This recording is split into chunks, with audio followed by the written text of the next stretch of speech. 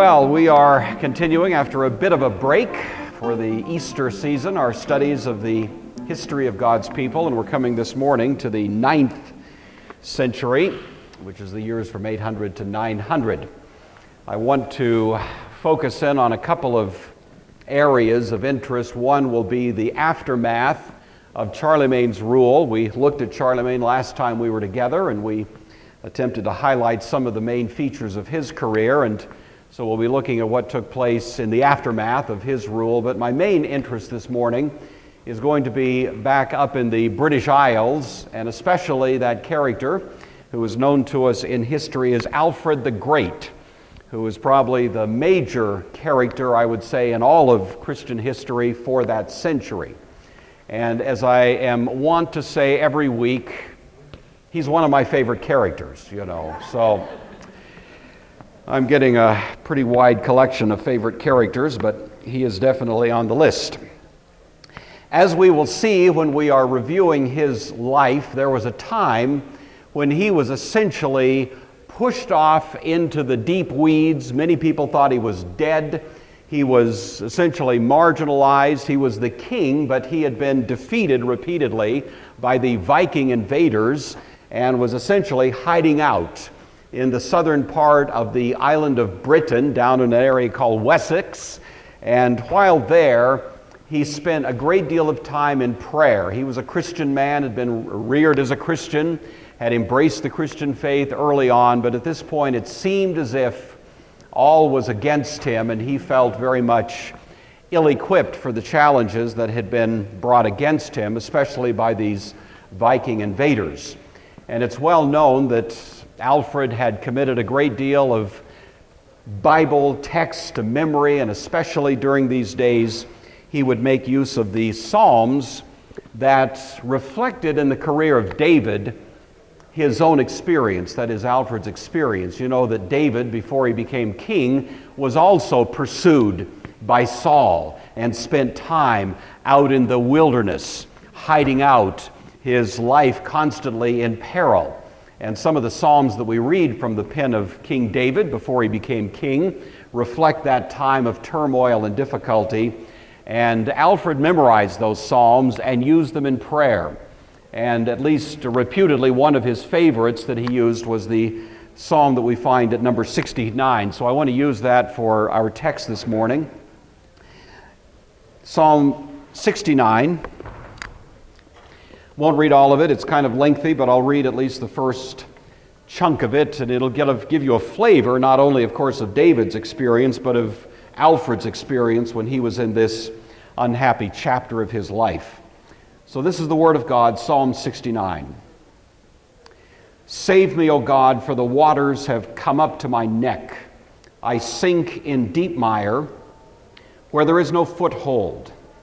I've come into deep waters, and the flood sweeps over me. I'm weary with my crying. My throat is parched. My eyes grow dim with waiting for my God. More in number than the hairs of my head are those who hate me without cause. Many are those who would destroy me, my enemies who accuse me falsely. What did I not steal, or what I did not steal, I must now restore. O God, you know my folly. The wrongs I have done are not hidden from you.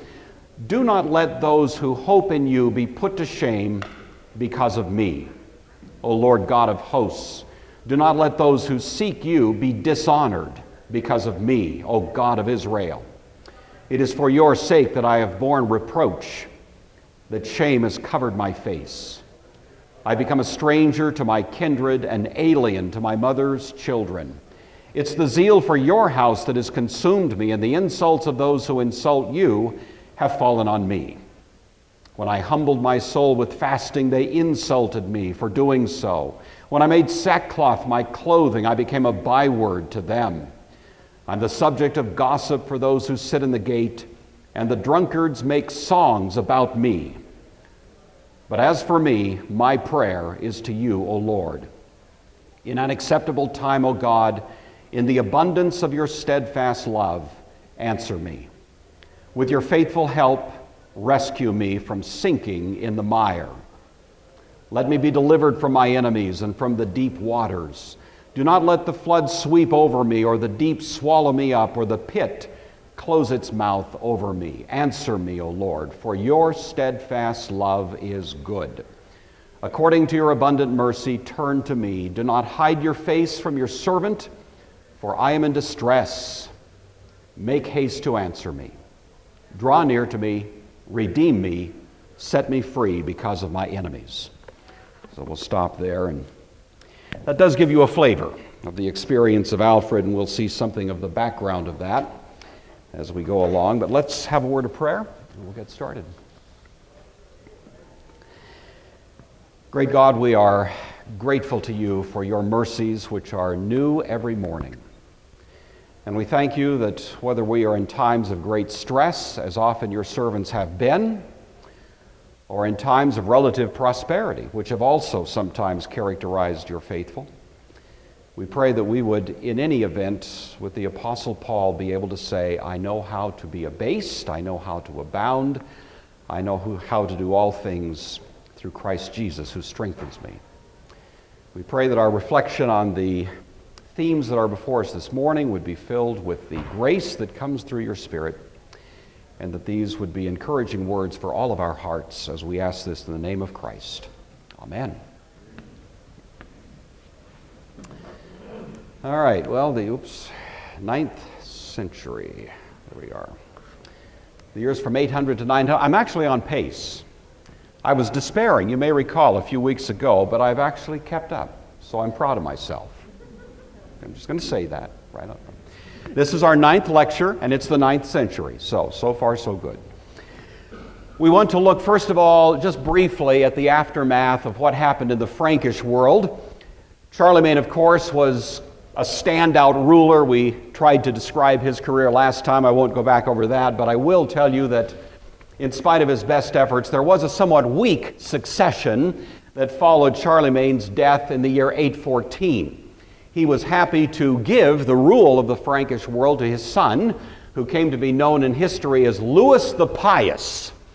And actually, he was a rather pious man. He seems to have been a man of deep and heartfelt faith, but he certainly lacked the general political competence of his father. He was a peacemaker, and he did bring a lot of peace, but sometimes when he needed will, when he needed backbone, he didn't quite rise to the occasion as much as possibly the circumstances might otherwise have required. And for that reason, under his rule for that 25 years ago or so, there was a kind of rising internal conflict and dissension that he didn't really quite control very well. Probably one of the worst mistakes that he committed was at the end of his rule, rather than making a clear succession to his most competent son, more or less to keep peace, he divided the Frankish kingdom 3 ways and gave it to his 3 sons. Usually not a good move, you know.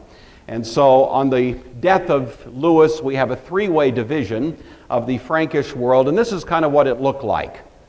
So if on the map you're looking to the left there, the western part, Charles, one of the sons, took that region that came to be called the Western Frankish world. Lotharing in the middle, the green part, going all the way down into Italy, except for the red papal states, was under the control of Lothar. And then off to the east, the region that would eventually become generally Germany, or the Eastern Frankish Empire, was given to Louis, the son of Louis the Pious. And so we have a 3-way division, and things are beginning to fragment slightly as a result of this. In the eastern part of this region, that Eastern Frankish Empire, which eventually came to be called Germany, we have a character who comes a couple of generations later who is called Henry the Fowler. He liked to hunt, and he liked falconing, using those wonderful birds as part of his hunting strategies. And he was one of the princes in Germany. They didn't have a true succession of kings, but kings would be chosen more or less in a conciliar kind of way. And as it turns out, Henry the Fowler was a very competent military character. He descended directly from Charlemagne. He was about a great-great-grandson of Charlemagne. But he was able to defeat the Huns who were invading from the east. They were in that region off to the right of the map there that is kind of white. That would be the Russian area, we would say, but the Huns were in that area. They kept pressing, and so Henry the Fowler was able to rise to the occasion, and after a series of victories, he was offered the crown. This is a fairly well-known painting in which Henry the Fowler here in the middle, who was out in his hunting excursions, is being offered the crown, and so he accepted, and he did a few things that were important. He created the region that would eventually become Poland, up to the north of that area. He redefined the border between Germany on the east and France on the west, and the net effect of it was to get rid of that middle part. And so that's one of the more important accomplishments, and so we no longer have a three-way division. We have really what begins to look like modern Europe. That difference between France and Germany, it was more or less defined by Henry the Fowler during his career, and so we credit him with that as well. But probably the most important thing he did was to produce a son whose name was Otto. And Otto is known to us as Otto the Great. And Otto the Great, who is really the story we're going to look at least in part next time, is the guy who becomes the next Roman emperor. The last one was Charlemagne. None of these guys claim that role. It kind of passes into the background for a while, but the next character to come along who really does claim that title, and indeed it's conferred upon him by the Pope, is this character known as Otto. And Otto is the one who then establishes for us what became a very important, long-term, Central European political entity known as... What? The Holy Roman Empire. I thought, were you whispering that over there, Herman? The Holy Roman Empire. So the Holy Roman Empire becomes part of the story of Europe for hundreds of years. And all through the Renaissance, all through the Reformation, the Holy Roman Empire, and the guy who is commonly called the Emperor, is an important player. It goes up through the Tudor Stuart English period. Finally, the Holy Roman Empire comes to a conclusion in history hundreds of years later, and it's the impact of another character who, I wonder how many history buffs, who is the guy that brings the Holy Roman Empire to a conclusion? Anybody know? Isn't it nice to be in Sunday school? You learn all this stuff, isn't it? Yeah. What is it? Napoleon. So Napoleon, early 1800s, basically dissolves the Holy Roman Empire.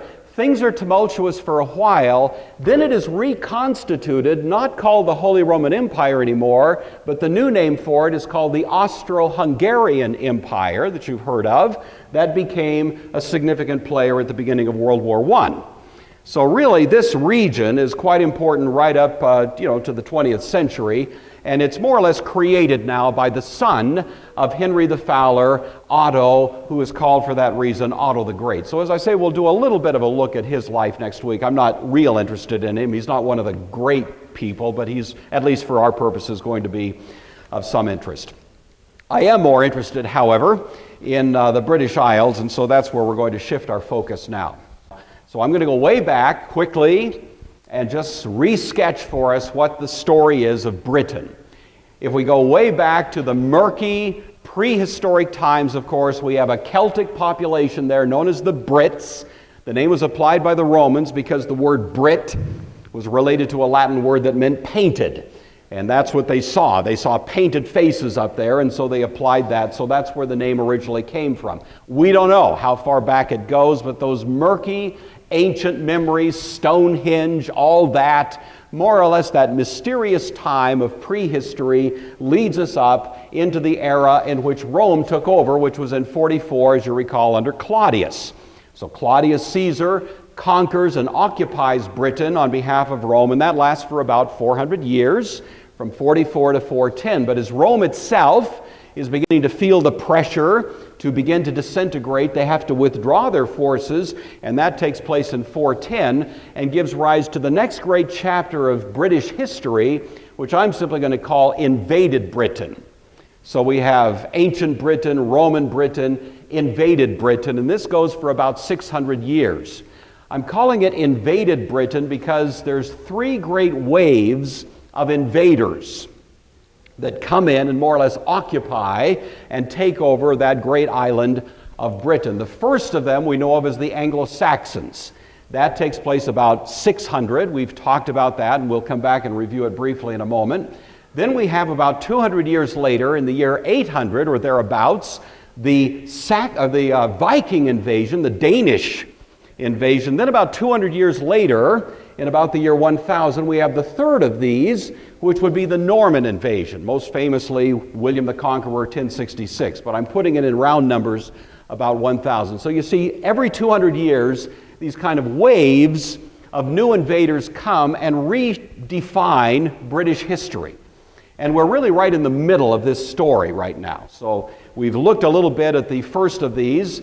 The Anglo-Saxons were actually a combination of a variety of northern European tribes, including people called the Picts, which came up from the region of Scotland. The Scots, the Angles, the Saxons, the Frisians came up from the region of the Frankish world. The Jutes came from the east, and there were others.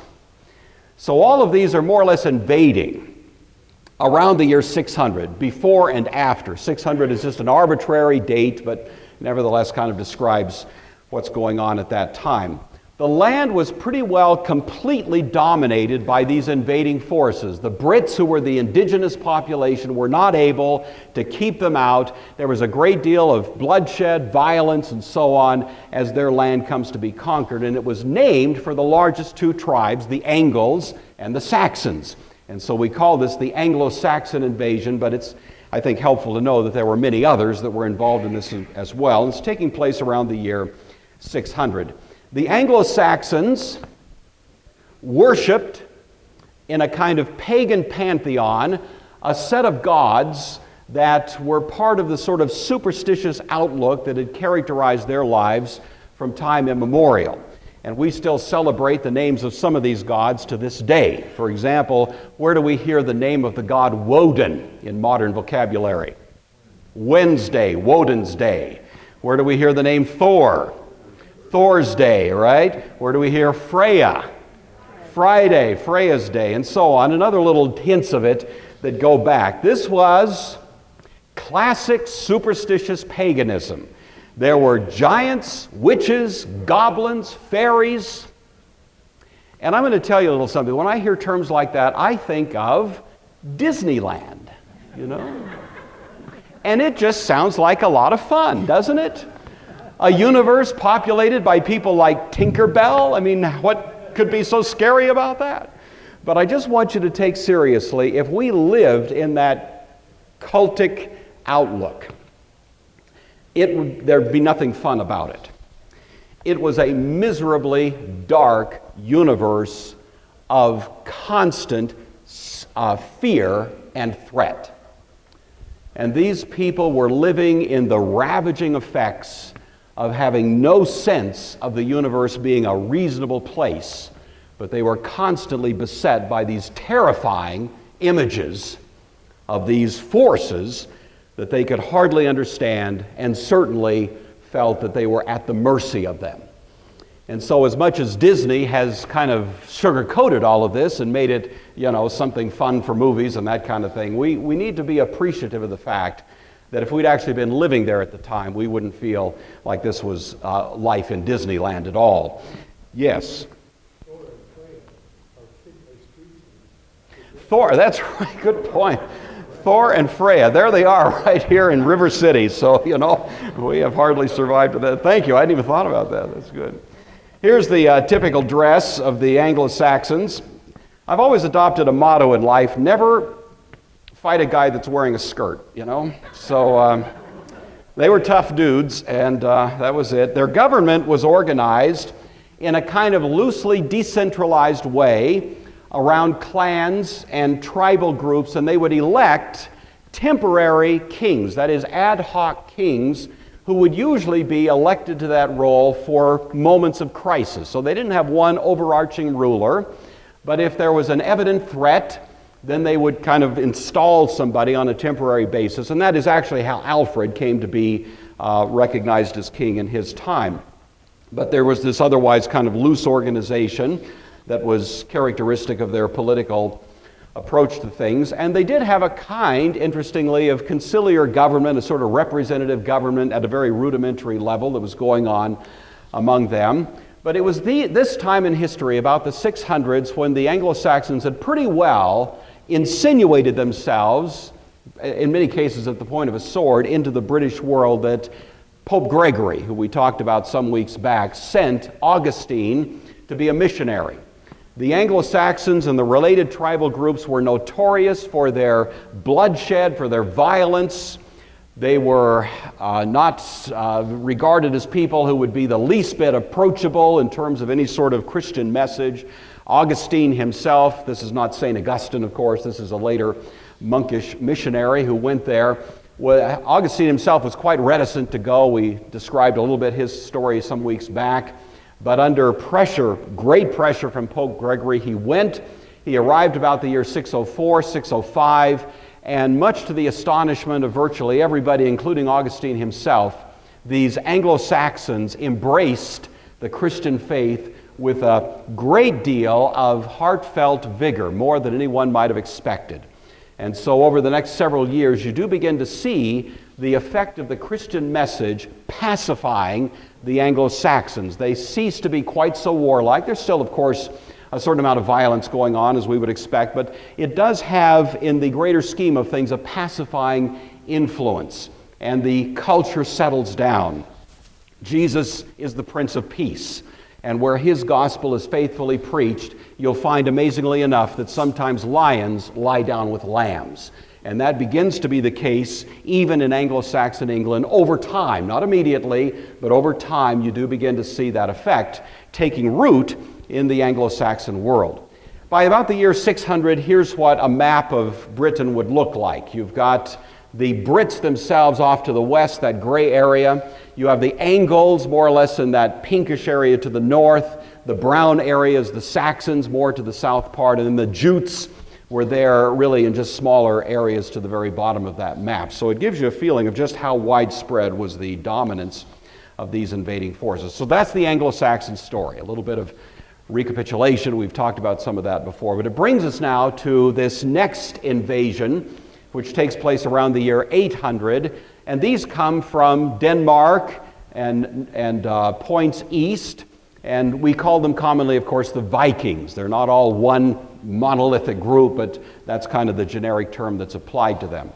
This map is an attempt to demonstrate some of the ways in which the red marks there, of course, the red arrows show the Viking migrations. Much of that takes place again in a somewhat violent way. Some of them, of course, headed off across the ocean, and there's pretty good evidence they made it to North America. Leif Erikson and others are kind of famous characters. But you'll see that a great deal of Europe was also touched by these Viking invaders. And so they made it all the way down to Italy, around the coast of Spain there, so on, down, up and down the coast. You can see how widespread was their movement. We're interested in a couple of areas where they settled. One, by the year 900, there was a pretty healthy representation of this Viking invasion in the north of the Frankish world. And the character who was ruling in the Frankish world, himself a descendant of Charlemagne, was a man named Charles the Simple. Now that doesn't sound like a compliment, but actually it was intended. It was the word simple in the sense of a man of transparent integrity. And so Charles the Simple was actually a highly respected king, monarch, and he did meet the Viking invasion to the north of his Frankish world with military force for a while, but he began to realize that this was a losing proposition. And so finally in the year 911, he establishes a truce with the Viking invaders, who were called the Northmen, in which he says, hey, look, how about if I just give you a pretty good piece of real estate there? You can settle down, you can grow your crops, you can have a homeland here in the Frankish world, and we'll quit fighting and we'll just join each other and call it good. And the Vikings actually agreed to that, and so the region came to be called the region of the Northmen, which of course eventually was contracted to become Normandy, and so that region, Normandy, was associated then with the Vikings. And the year 911 is what established them. And of course, later when we see the Norman invasion, in some ways we're still dealing with the Vikings, except it's the successors of them that had then sort of insinuated themselves into Frankish thought and even Frankish language by that time. So keep your eye on them. We'll come back to them in a couple of weeks.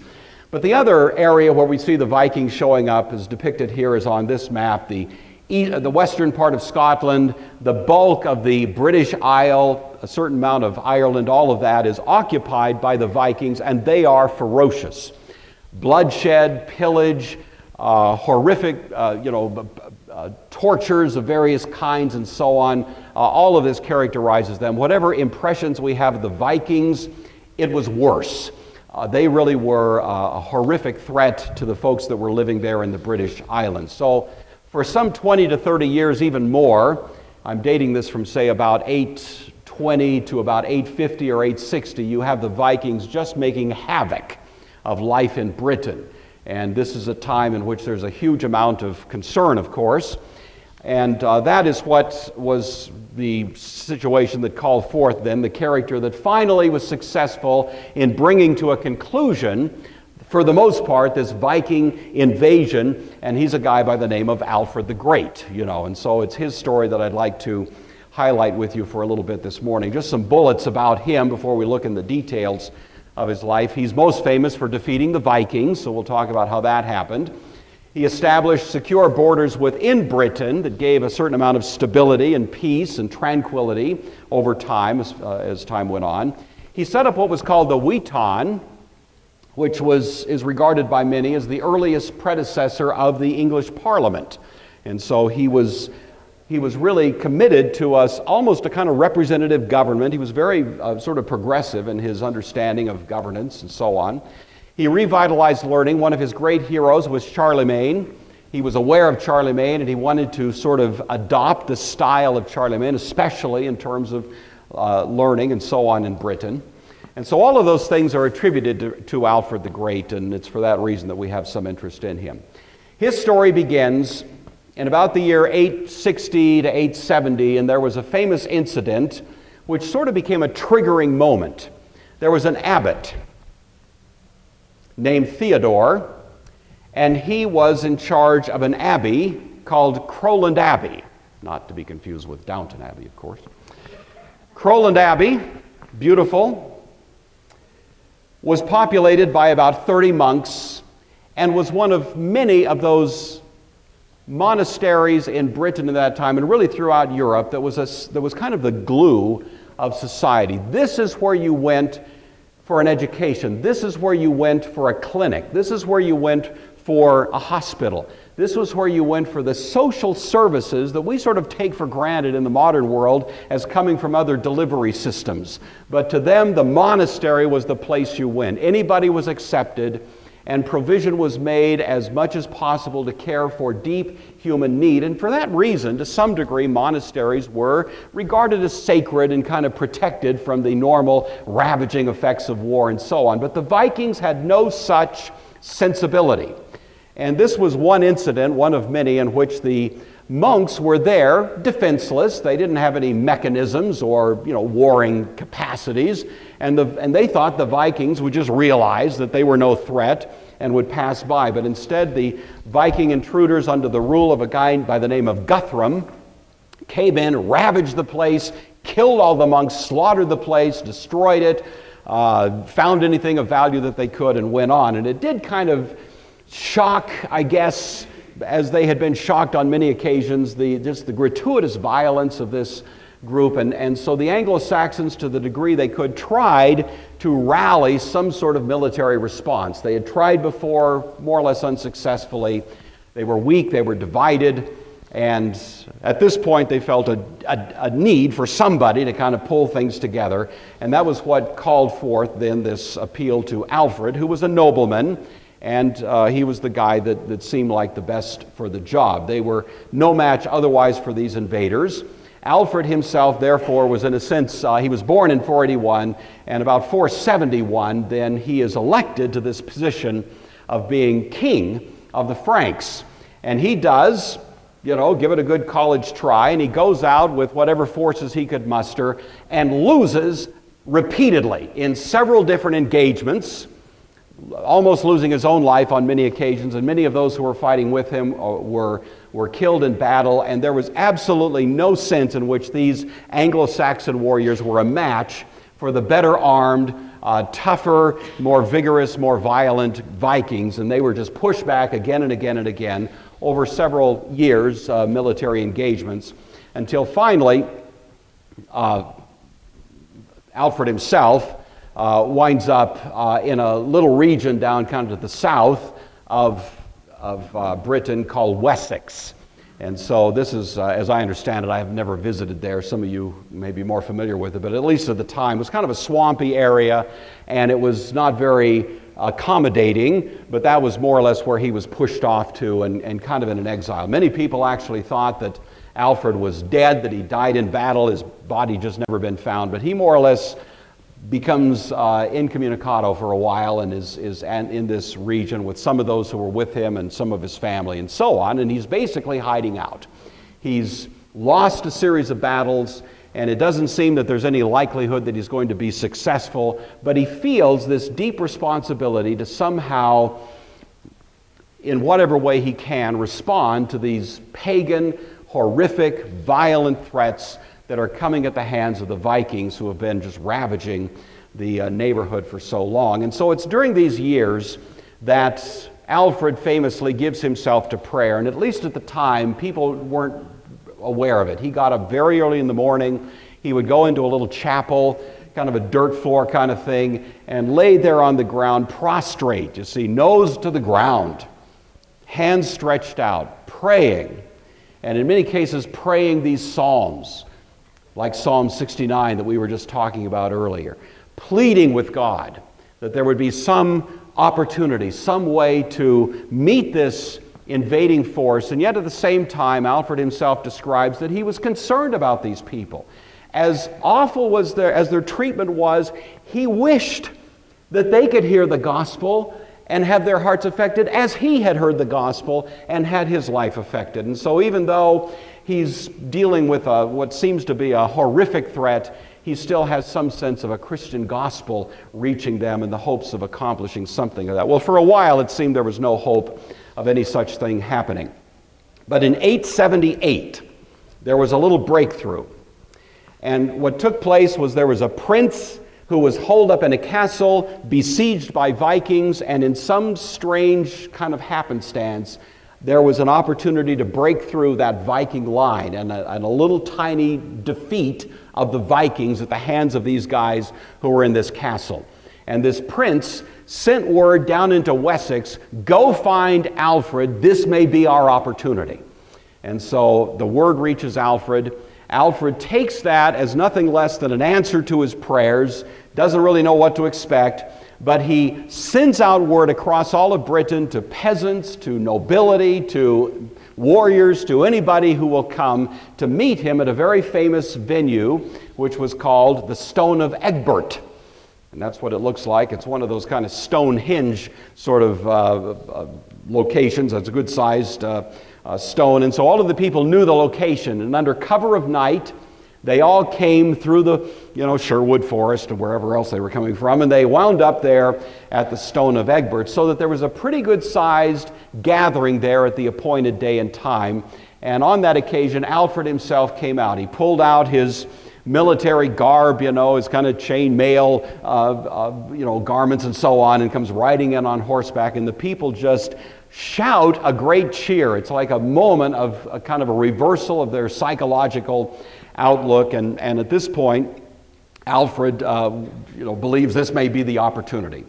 And so the Vikings hear about this, and there is a battle that begins to develop, you see, at a certain location, and that location was called the Edington, and it's called the Battle of Edington. It's the most famous single battle in Alfred's career.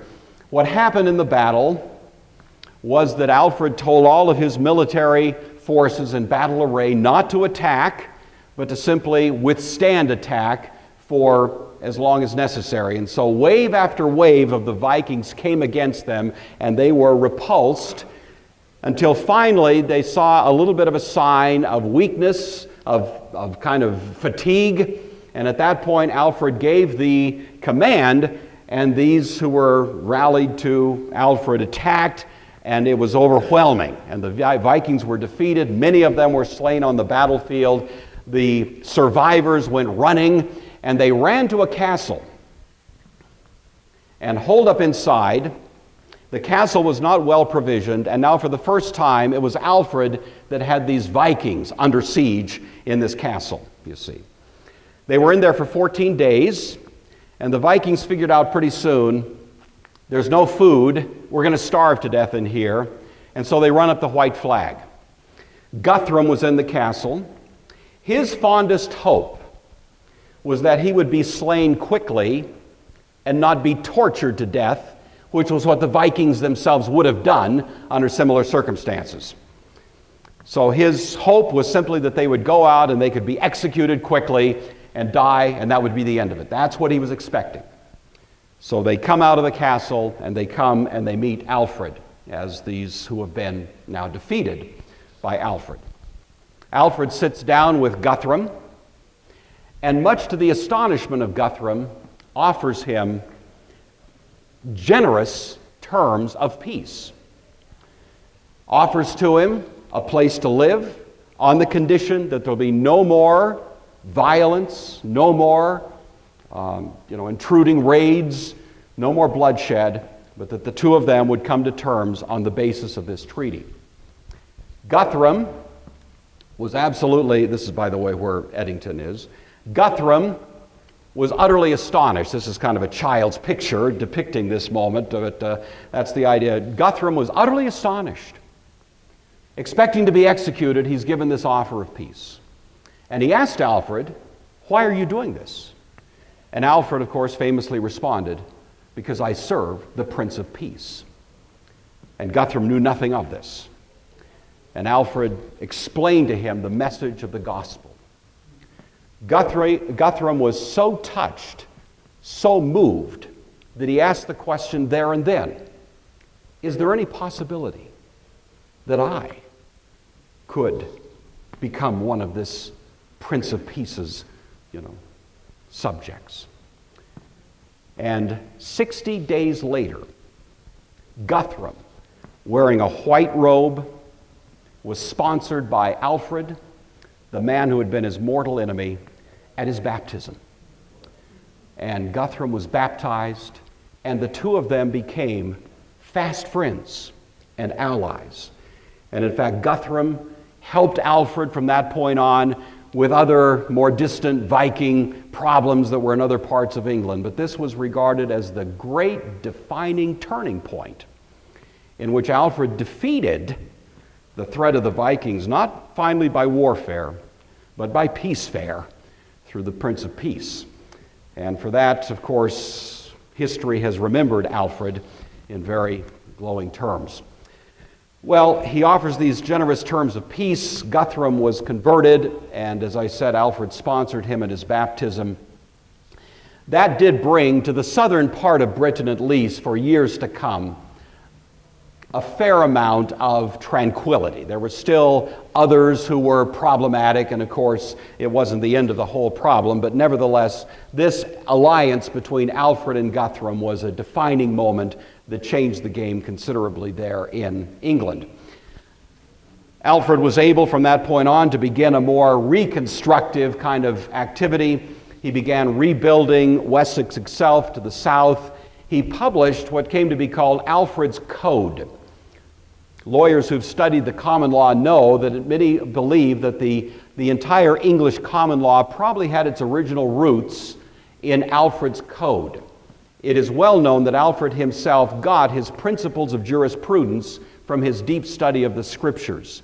The Old Testament especially is filled with rules governing things like due process. How do you give somebody a fair trial? What's the appropriate way to bring accusation and to test it in court, and so on. And the entire common law tradition, which was modified over time, Lord Bracton and others were very important in kind of reworking it over the years, but it had its original impulse really in this biblical inspiration that comes from Alfred and Alfred's code. And so we can be appreciative because, of course, we Americans are the ones who have inherited and embraced the English common law. It's mentioned by name in our Constitution, and so it is part of a legal education in America. It goes clear back to Alfred, and he's the one who kind of got this going. He monitored the judicial officers very closely. He would make unannounced visits to judges in their courtrooms, making sure that they were applying justice in a way that met his standards. He was probably one of the original guys that had the idea that Lady Justice should be blindfolded. The notion of equal protection under the law was a biblical idea that Alfred wanted to make sure was consistently implemented in the judicial proceedings that took place under his realm. He rebuilt monasteries, he rebuilt churches. He was very concerned about education. Again, he was deeply moved and inspired by Charlemagne, and he almost reproduced the world of Charlemagne there in the educational apparatus that he put in place. He devoted, toward the end of his career, the last 5 to 10 years or so, about half his time to the study of the Scriptures and to the work of, as he viewed it, the work of the kingdom, and the other half of his time, of course, to his political responsibilities. But he became probably one of the greatest expressions of what you would call a Christian king, a Christian political leader that the world has ever seen. His prayer and vow, which are famously part of the tradition connected with him, is this short prayer, quote, "O wise one, I have sought to live worthily while I've lived, and after my life to leave to the men that come after me a memory of me in good works." I think it's interesting that England has been ruled by many, many monarchs. There's only one of them that has ever had the nickname the Great. Only Alfred the Great. We don't talk about Elizabeth the Great, Henry the Great, Alfred the Great. And in my mind, I think part of the reason for that is because he was great in faith, he was great in devotion, he was great in purity of heart, and in desire to serve God in a credible way in his responsibilities as a king in a very difficult time. This is called the Alfred plaque. It's found in London. It reads, this plaque was erected in 1986 to mark the 1100th anniversary of King Alfred's resettlement of the Roman city of London in 886, after the abandonment of the Saxon town which had existed for some 3 centuries in the Strand area to the west of the city. At this place, a harbor and market were established by 899 to restore trade after the Viking invasions. And it's just one tribute to Alfred and his effect. This is his inscription at his grave. Alfred found learning dead, and he restored it. Education neglected, and he revived it. The laws powerless, and he gave them force. The church debased, and he raised it. The land ravaged by a fearful enemy, from which he delivered it.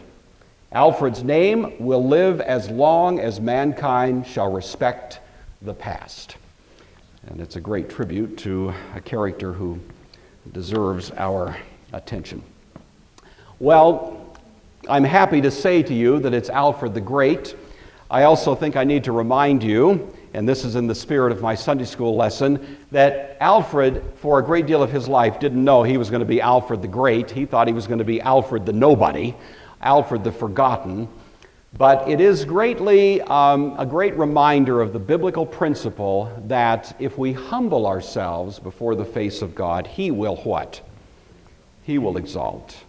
And there was a time, of course, when Alfred felt deeply humbled, but he didn't seek at that point some kind of artificial basis for praise, but he came before God in heartfelt devotion. And the Psalms of David were certainly a great source of encouragement to him. Some of you have, some of you will, some of you are feeling a little humbled in your life right now. There are times when God lets us experience setbacks. Things take place that feel like, why is this happening? Why isn't my effort being appreciated? Why am I being misunderstood? Why am I being attacked? Why are these things occurring? And you know what? these things can be very good for us, can't they? Isn't it good for us to have reason to read the Psalms and pray them with heartfelt conviction? Sometimes we can read them, and if we haven't had a little bit of that misery, we don't really appreciate how deeply they reach into the human soul and utter the prayers that we all need to be bringing before God. Alfred's a great example of a man who was pushed to the very limit, so much so that many people thought he was dead. He himself thought at times, I am a dead man. But even then, the Psalms were what lifted his spirits. And of course, God eventually honored that in a way that was probably wildly beyond anything Alfred himself could ever have calculated. So I hope that's inspiring to you. I hope he gives you a little bit of encouragement in whatever you are going through, because every one of us has in us the same Spirit that was working in Alfred. Same Spirit, the same God. And we can have the same encouragement.